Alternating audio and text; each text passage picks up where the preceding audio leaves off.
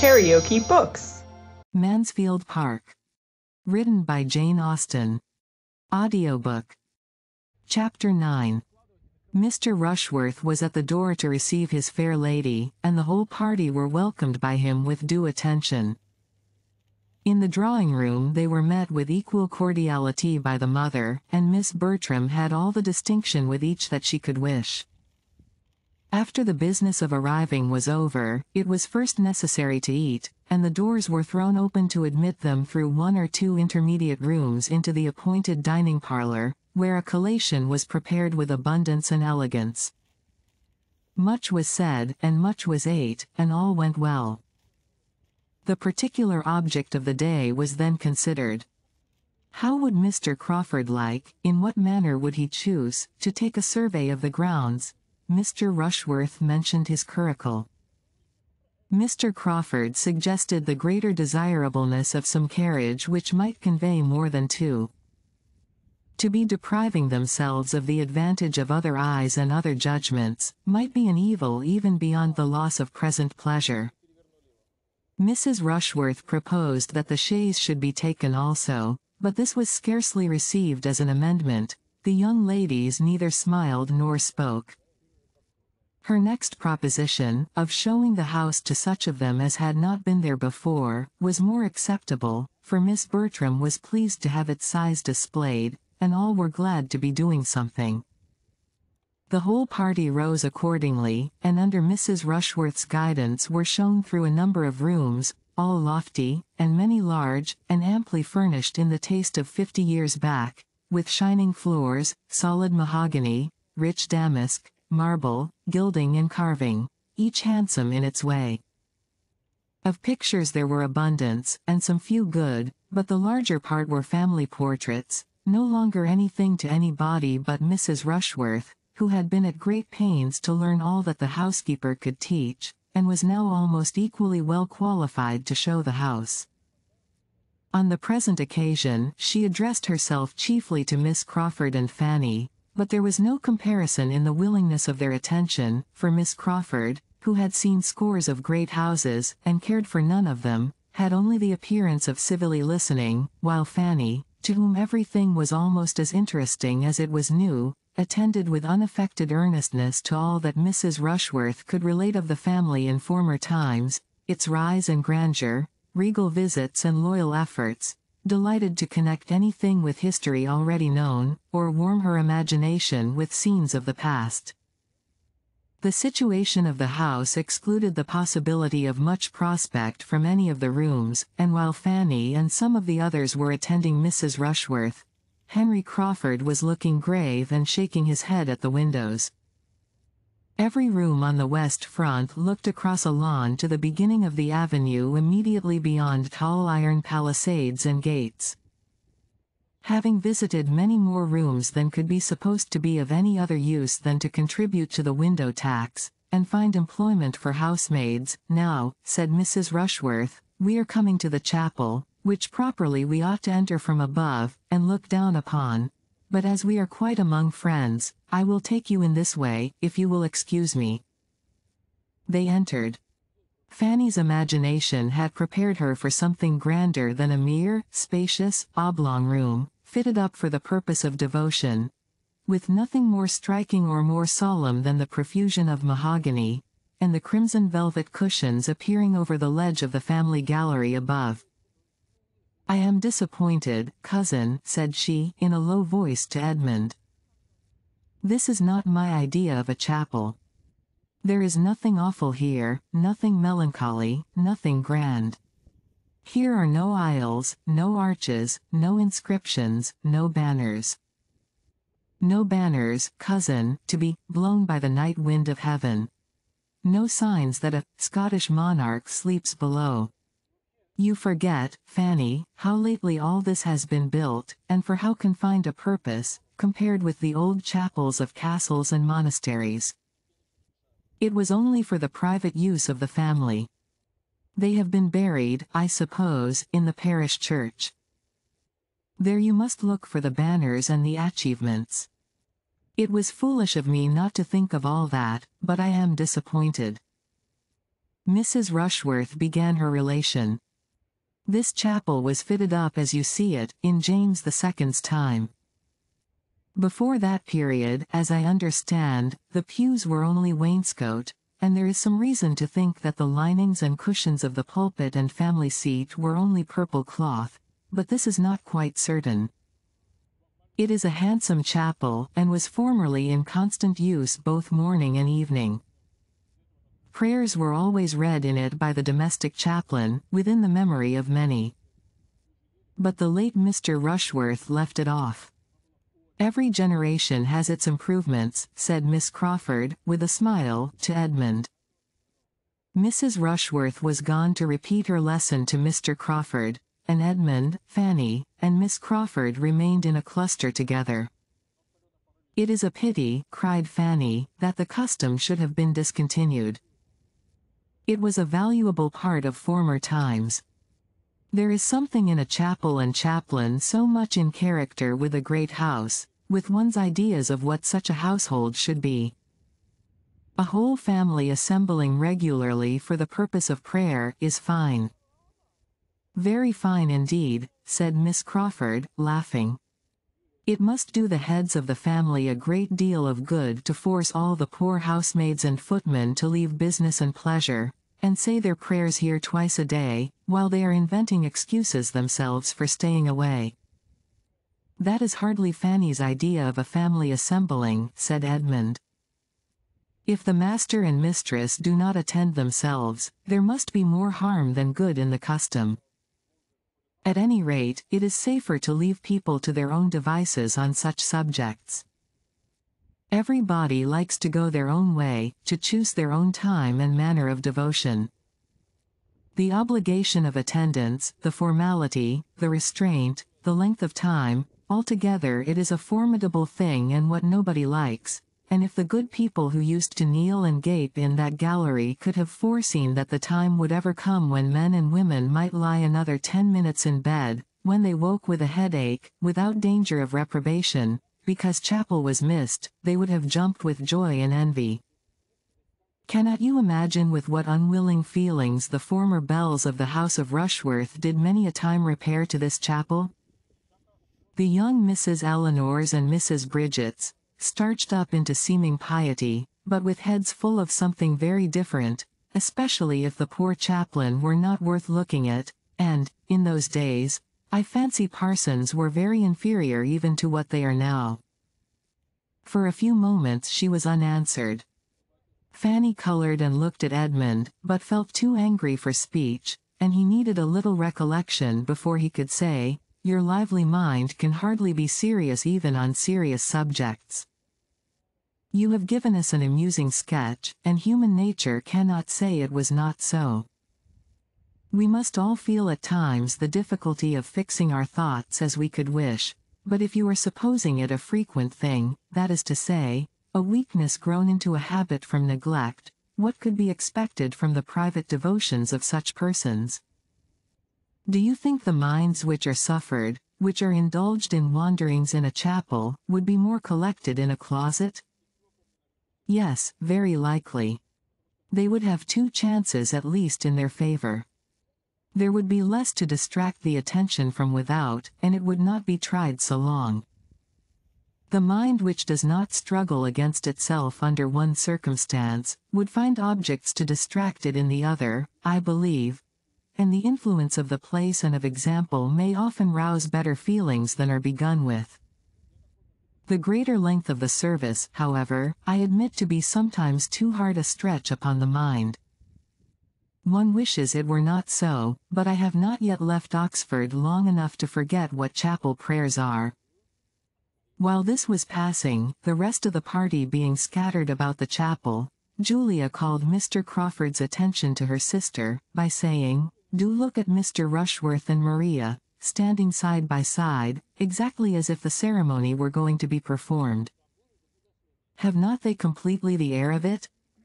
Mr. Crawford smiled his acquiescence, and stepping forward to Maria, said, in a voice which she only could hear, "I do not like to see Miss Bertram so near the altar." Starting, the lady instinctively moved a step or two, but recovering herself in a moment, affected to laugh, and asked him, in a tone not much louder, if he would give her away.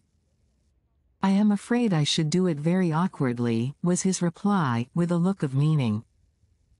Julia, joining them at the moment, carried on the joke.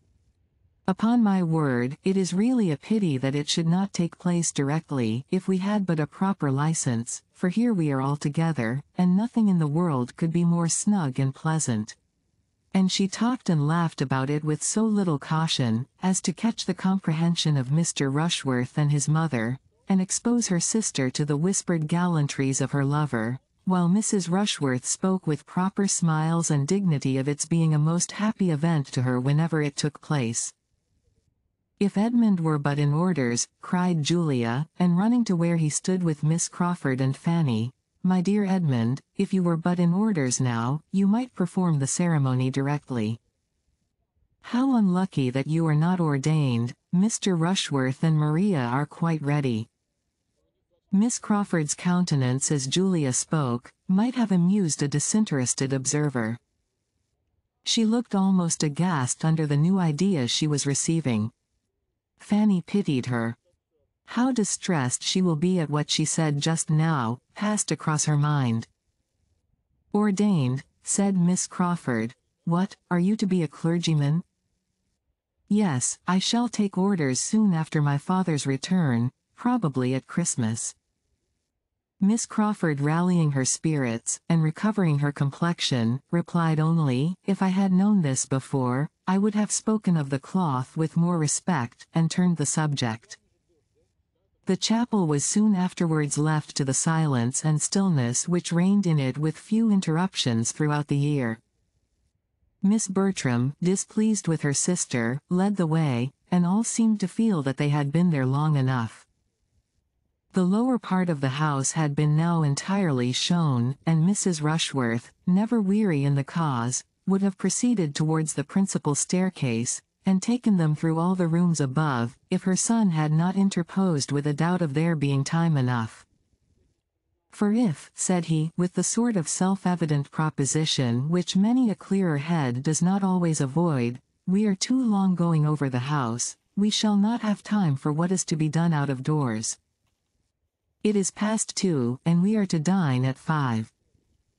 Mrs. Rushworth submitted, and the question of surveying the grounds, with the who and the how, was likely to be more fully agitated, and Mrs. Norris was beginning to arrange by what junction of carriages and horses most could be done, when the young people, meeting with an outward door, temptingly open on a flight of steps which led immediately to turf and shrubs, and all the suites of pleasure grounds, as by one impulse, one wish for air and liberty, all walked out. "Suppose we turn down here for the present," said Mrs. Rushworth, civilly taking the hint and following them. "Here are the greatest number of our plants, and here are the curious pheasants. Query," said Mr. Crawford, looking round him, "whether we may not find something to employ us here, before we go farther? I see walls of great promise. Mr. Rushworth, shall we summon a council on this lawn?" "James," said Mrs. Rushworth, to her son, "I believe the wilderness will be new to all the party. The Miss Bertrams have never seen the wilderness yet."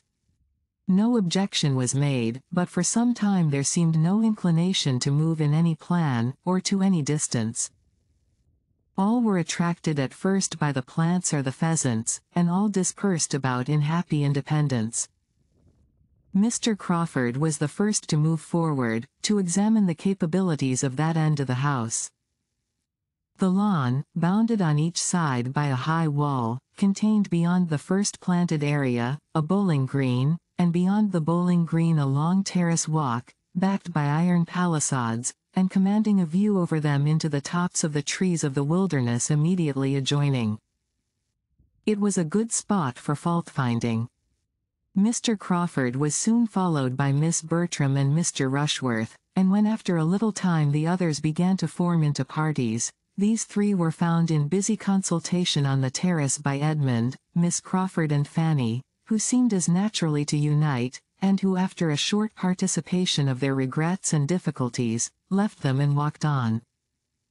The remaining three, Mrs. Rushworth, Mrs. Norris, and Julia, were still far behind, for Julia, whose happy star no longer prevailed, was obliged to keep by the side of Mrs. Rushworth, and restrain her impatient feet to that lady's slow pace, while her aunt, having fallen in with the housekeeper, who was come out to feed the pheasants, was lingering behind in gossip with her.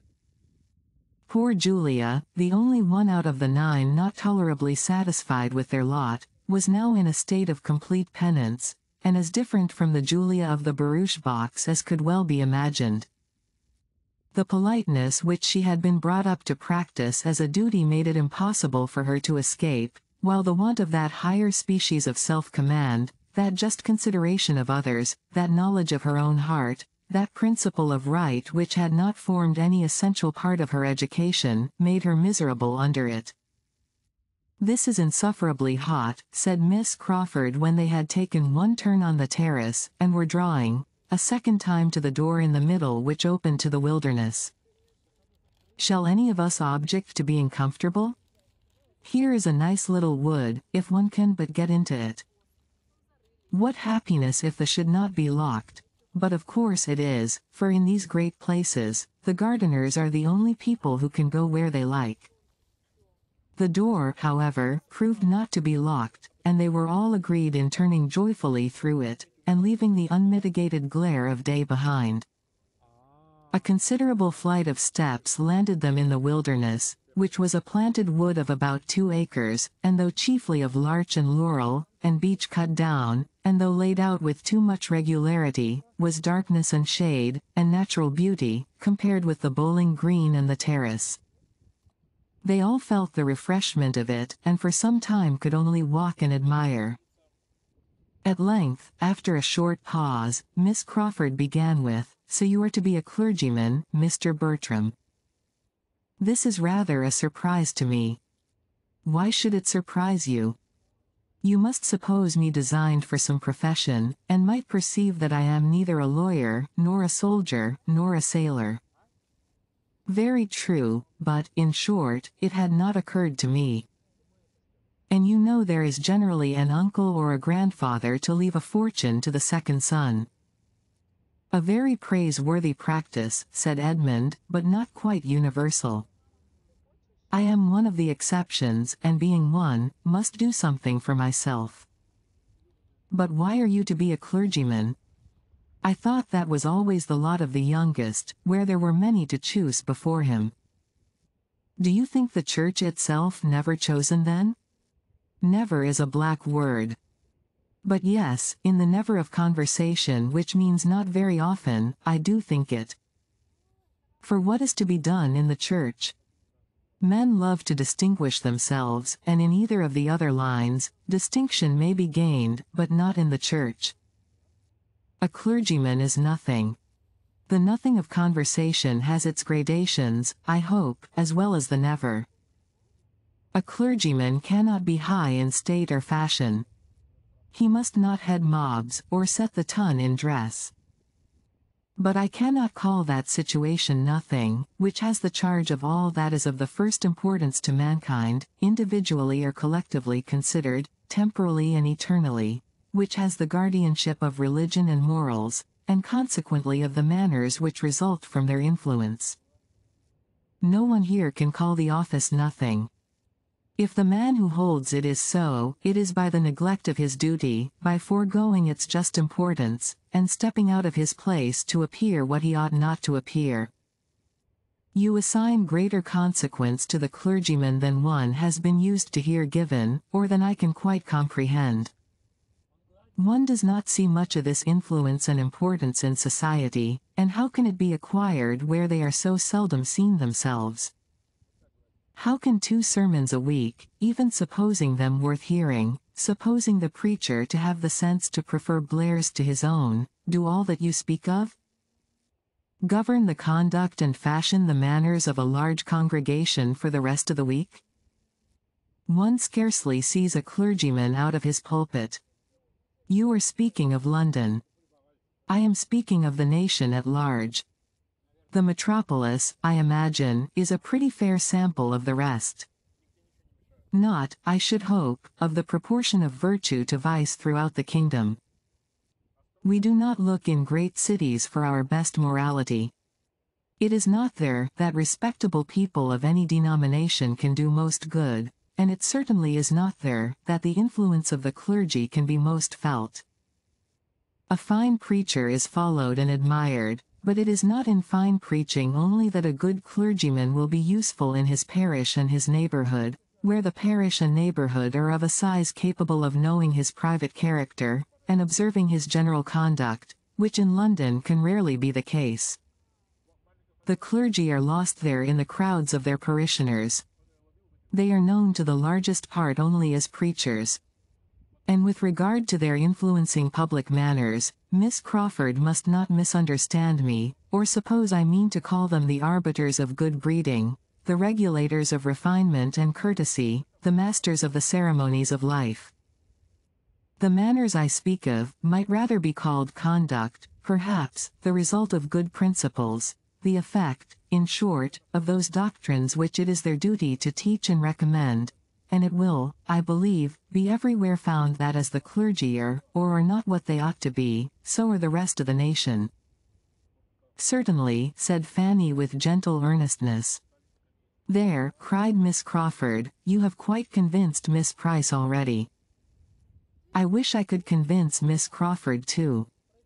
I do not think you ever will, said she with an arch smile. I am just as much surprised now as I was at first, that you should intend to take orders. You really are fit for something better. Come, do change your mind. It is not too late. Go into the law. Go into the law. With as much ease as I was told to go into this wilderness. Now you are going to say something about law being the worst wilderness of the two, but I forestall you. Remember, I have forestalled you. You need not hurry when the object is only to prevent my saying a bon mot, for there is not the least wit in my nature. I am a very matter-of-fact, plain-spoken being, and may blunder on the borders of a repartee for half an hour together without striking it out. A general silence succeeded. Each was thoughtful.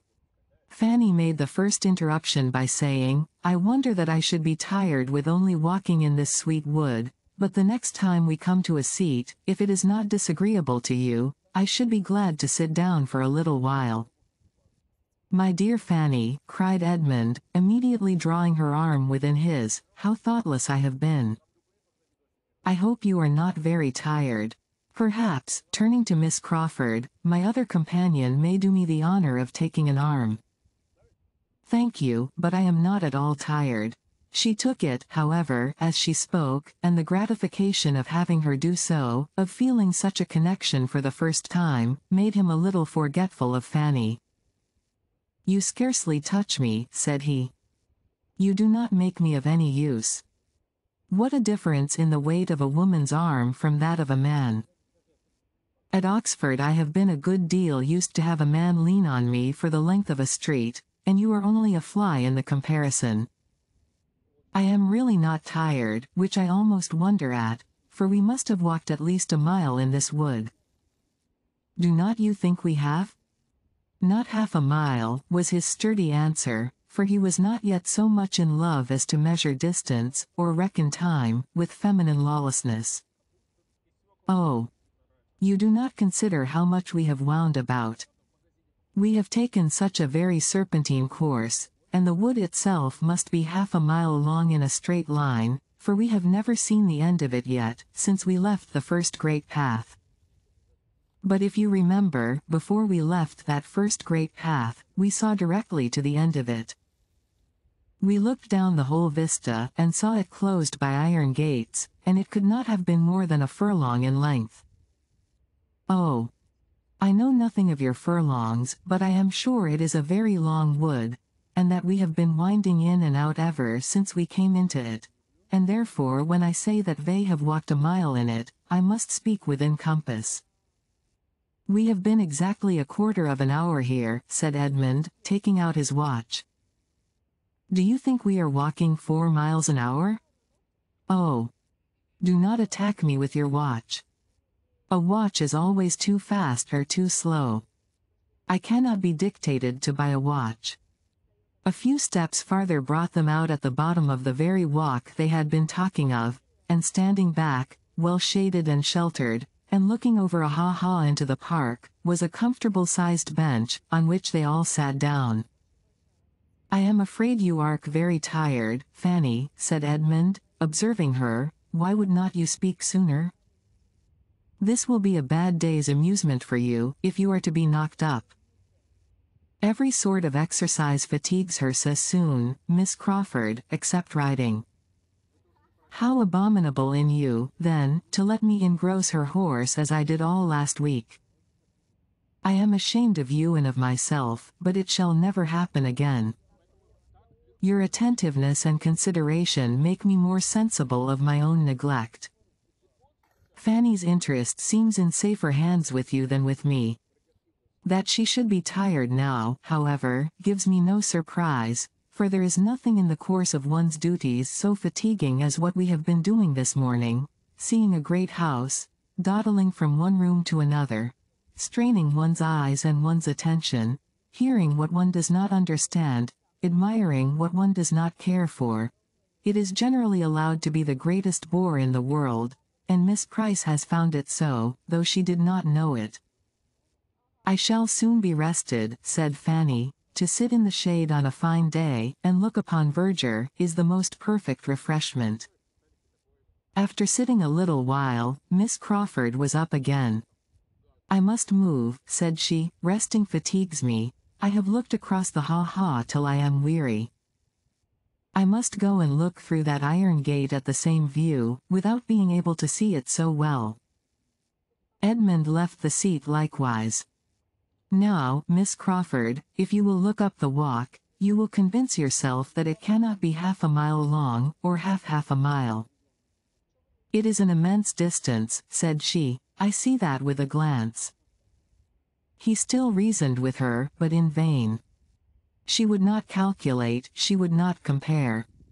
She would only smile and assert.